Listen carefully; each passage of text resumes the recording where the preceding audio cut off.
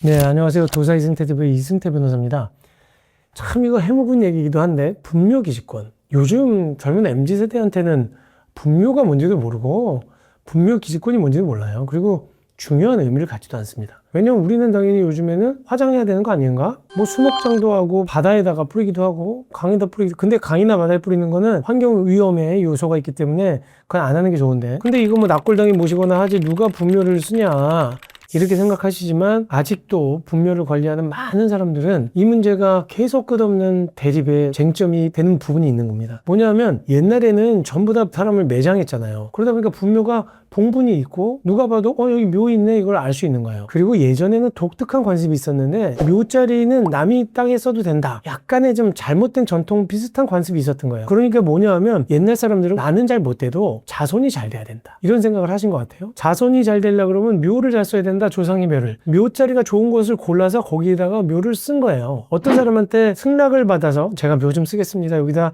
저희 할아버지 묘 좀 쓰면 안 될까요? 그랬더니 쓰세요 라고 한 게 승낙형 분묘기지권이고, 내가 쓰다가 땅을 팔았어. 매수인한테 여기 있는 분묘 이장하지 말고 그건 제가 쓸게요. 그랬더니 옛날엔 주로 산에 있었으니까 뭐 굳이 뭐 파헤쳐야 된다고 생각하지 않고 그래요 쓰세요 해서 둔 게 매매형 분묘기지권이에요. 또 하나는 몰래 남의 땅인지 알면서 신경 안 쓰는 것 같으니까 거기다 20년 동안 분묘를 만들어 놓으면 그게 취득시효용 분묘기지권인 거예요. 세 가지 형태의 분묘기지권이 있었는데 문제는 이런 것들이 너무 많다 보니까 분묘기지권이라는 게 뭐냐면 요 세 가지 경우에는 다른 사람의 땅을 그냥 무상으로 쓸 수 있는 것처럼 생각했던 거예요. 분묘기지권이 있는 거예요. 그 땅을 쓸 수 있는 권리가 있다라고 해서 이게 관습법상의 권리로 우리 민법에서부터 계속 내려온 거예요. 그런데 문제가 충돌이 생긴 게 우리나라 이 매장 문화가 문제가 되니까 2001년도 1월 13일 날 장사법을 만듭니다. 이제는 마음대로 매장하지 마라, 다 허가받아라. 그러다 보니까 그때부터는 다른 사람 땅에다가 취득시효형 분묘기지권이 성립될 여지가 없어요. 그 전에 있었던 건 모르겠지만, 그래서 이제 취득시효형 분묘기지권이 문제가 돼서 대법원이 무슨 판결을 했냐면 승낙 없이 다른 사람 땅에다가 20년간 평온하고 공연하게 점유하고 있어서 분묘기지권을 취득한 경우에, 이 경우에도 옛날에 취득한 경우라고 해도 지료 내놔, 그 땅 주인한테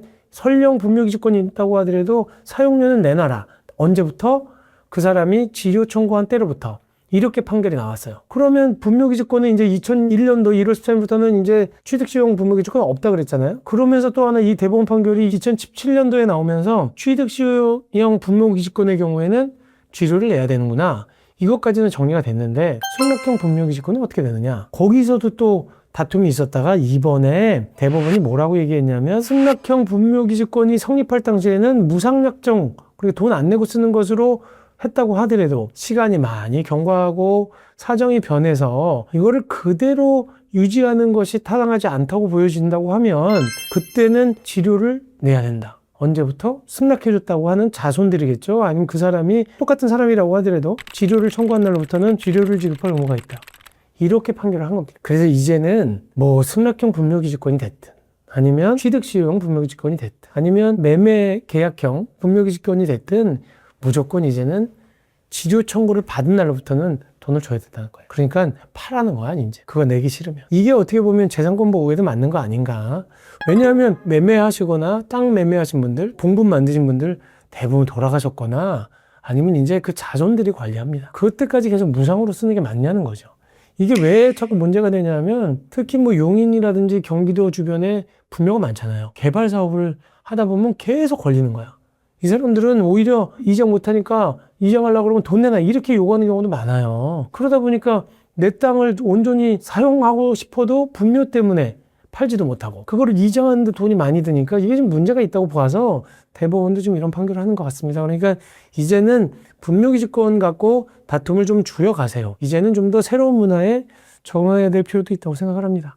오늘 방송은 이것으로 마치도록 하겠습니다. 감사합니다.